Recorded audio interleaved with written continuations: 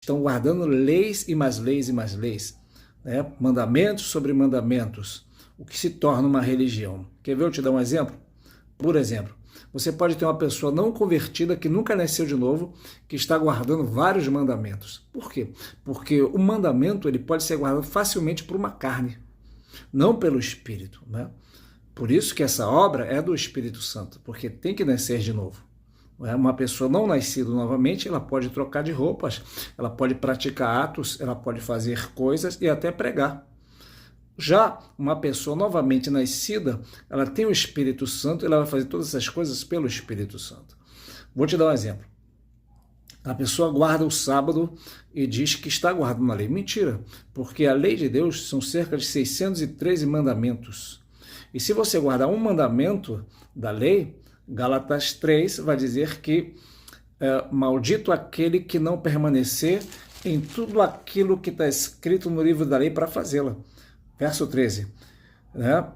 Cristo nos resgatou da maldição da lei, se fazendo maldição por nós, porque está escrito, maldito todo aquele que for pendurado no madeiro. Porque, verso 10 diz, porque todos, pois, que são das obras da lei, estão debaixo da maldição. Porque escrito está, maldito todo aquele que não permanecer em todas as coisas que estão escritas no livro da lei para fazê-las. O que Gálatas 3:10 está dizendo, irmão? Que Cristo nos resgatou da maldição. Há uma maldição na lei. Aqui eu já parei para falar que quem está no Evangelho verdadeiro da graça de Deus, ele não tem campanhas de quebra de maldição, porque Cristo já quebrou toda a maldição. Daqui a pouco eu volto aqui para falar sobre o que eu ia falar. Muito bem.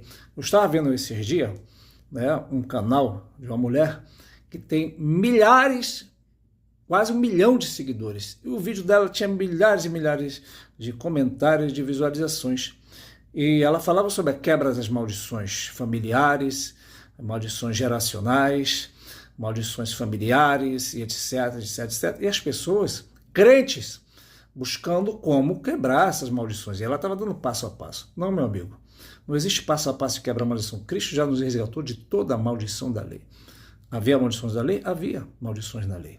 Mas quando você crê em Cristo, Cristo quebra toda a maldição. Lembra que ele carregou uma coroa de espinhos sobre a sua cabeça? Muito bem. Lá, quando Adão peca no paraíso, né, Deus vai dizer, maldita é a terra por causa de ti, espinhos e cardo ela produzirá. Ou seja, a terra está debaixo de uma maldição. Quem não é crente, sim, tem maldição, coisas que passam do pai para o filho, né? Mas na nova aliança, é o contrário. Na nova aliança, já em Ezequiel já dizia que o pai não levará o pecado do filho, o filho não levará do pai. Mas na antiga aliança diz que o Senhor é o Deus que visita, né, o pecado do pai e dos filhos até a 10ª geração. Na nova aliança diz, tanto em Jeremias 31 prometido como em Hebreus, capítulo 12 vai dizer que eis que vem dias, diz o Senhor, que farei uma nova aliança com a casa de Israel, com a casa de Judá. Não conforme aquela que fiz quando eles saíram do Egito e não guardaram minha aliança. Mas eis que essa será a nova aliança que eu farei. Porei as minhas leis no seu entendimento, no seu coração. Né? Perdoarei as suas iniquidades e dos seus pecados eu não me lembrarei mais. Em Cristo não há mais maldições nem pecados, porque os teus pecados já foram esquecidos. Sabe os pecados passados que você acha que é uma maldição? Em Cristo já foram esquecidos. O Senhor já não se lembra mais. E se Jesus não se lembra mais dos seus pecados cometidos no passado, quem é o diabo para lembrar você? E se Jesus já está consumado, o que você quer quebrar se Jesus já quebrou toda a maldição? Então tem pessoas hoje que estão na igreja, mas está no falso evangelho. Cuidado, fuja da maldição. Então, voltando aqui para Gálatas 3:10, diz que não é maldito quem são da fé, né? Pelo contrário, no verso 9 diz que são benditos os que são da fé, né? Bendito os que são da fé, porque são benditos como o crente Abraão, ou com o crente Abraão.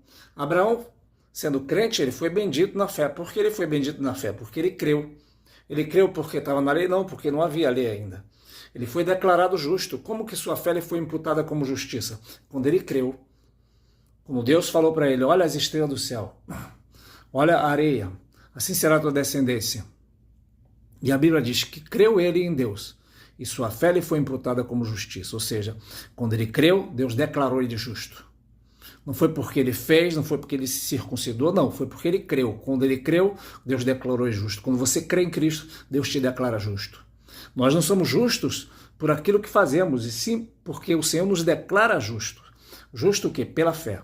Quando você crê, você é justo e bendito com o crente Abraão. Aí no verso seguinte diz que são malditos, não é os que são da fé, são os que estão na obra da lei. Por quê? É maldito quem não guardar tudo que está na lei. Se você guarda o mandamento e não guarda todos os outros, você está debaixo de uma maldição. Você guarda o sábado, tudo bem.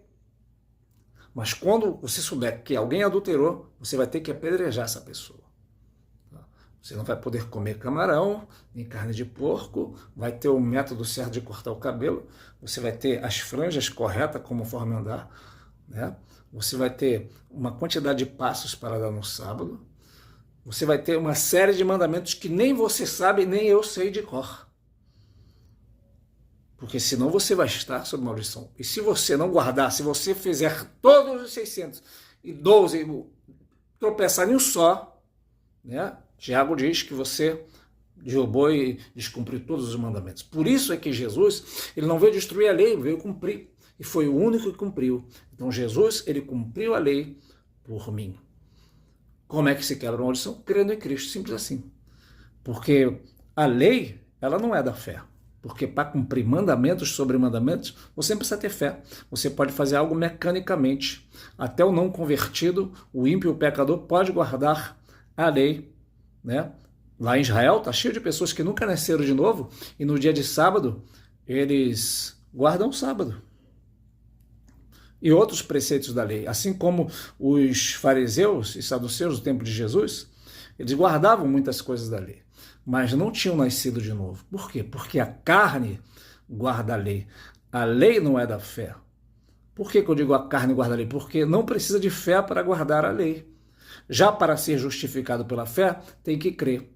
Romanos 5:1 vai dizer que, sendo, pois, justificados pela fé, temos paz com Deus. Por quê? Por meio de nosso Senhor e Salvador Jesus Cristo, pelo qual, Jesus Cristo, temos acesso a esta graça, na qual estamos firmes. Então, esta graça, nós temos acesso a ela através de Cristo, não através de uma placa de denominação.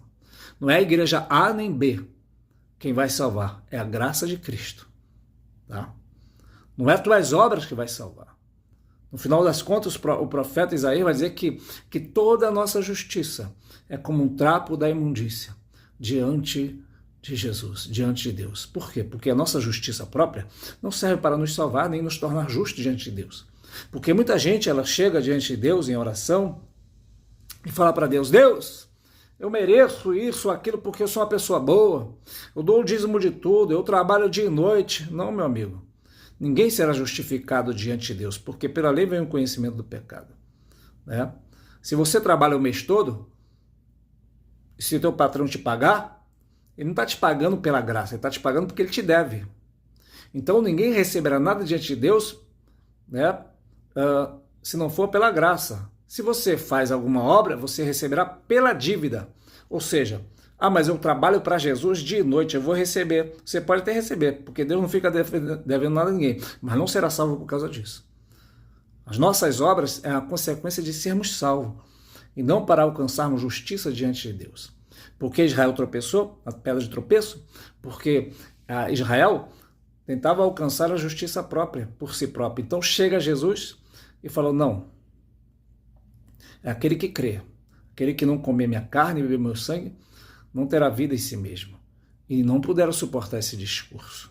Aí chega Paulo com a revelação do Evangelho da Graça e vem dizendo: olha, vocês precisam se apostatar de Moisés, vocês precisam se separar de Moisés. Está lá no livro de Atos.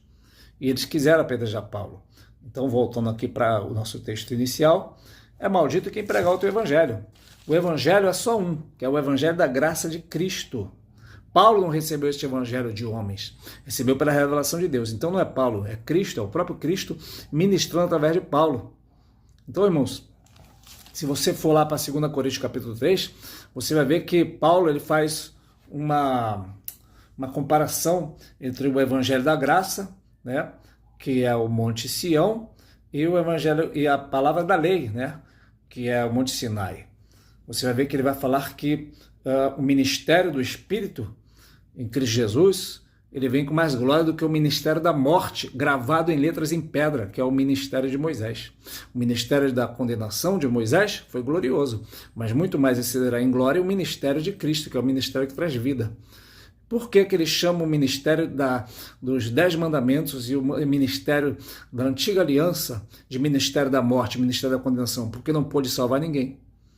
Porque quando Moisés traz a lei, né, logo que Moisés recebeu a lei, morreu 3.000 pessoas no Monte Sinai.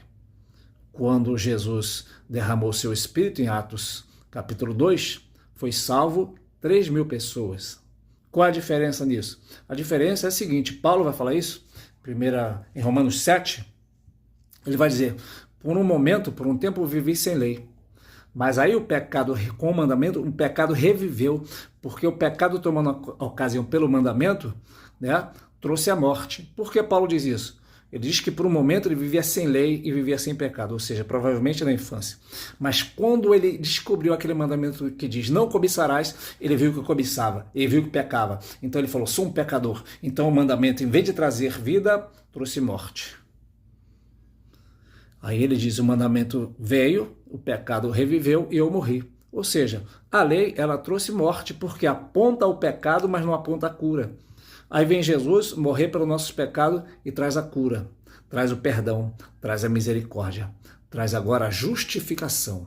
Eu sou justo em Cristo. 2 Coríntios 5:21 diz, né, que aquele que não conheceu o pecado, que é Cristo, se fez pecado por nós, para que nele fôssemos feitos justiça de Deus. Em Cristo, leia a Bíblia, irmão, só leia o Novo Testamento. Tem gente que não lê, tem o Novo Testamento, mas não lê. Tem gente que tem a Bíblia na mão, mas não lê. E por isso come qualquer comida por aí, né? Sendo que hoje, em Cristo, eu sou justo. Aquele que crê em Cristo é declarado justo. Ah, mas eu sou uma pessoa justa porque eu faço tudo correto. Claro, você faz tudo correto, mas isso não te torna um justo. Tanto é verdade que a pessoa que faz tudo correto, cumpridor dos seus deveres, né? Faz de casa para o trabalho, né? Do trabalho para casa, ele não vive em fornicação pela rua e ela não crê em Cristo, ela vai para o inferno do mesmo jeito. Porque o único meio do homem ser salvo é através da graça de Cristo. Isso chama-se evangelho, chama-se graça, chama misericórdia. Então a graça de Cristo ela é pregoada hoje, né? Ah, a pessoa tem que se arrepender. Aí então, você prega uma palavra dura, eu tenho no meu canal no YouTube, né, muitas pregações de todo tipo que você possa imaginar. Desde mel até a palavra que nós chamamos de conserto. Mas, irmãos, eu já vi muitas vezes pessoas vindo na frente chorando, mas aquilo nem sempre chorando significa que a pessoa se arrependeu, porque a palavra grega ali para arrependimento é metanoia, que significa mudança de mente.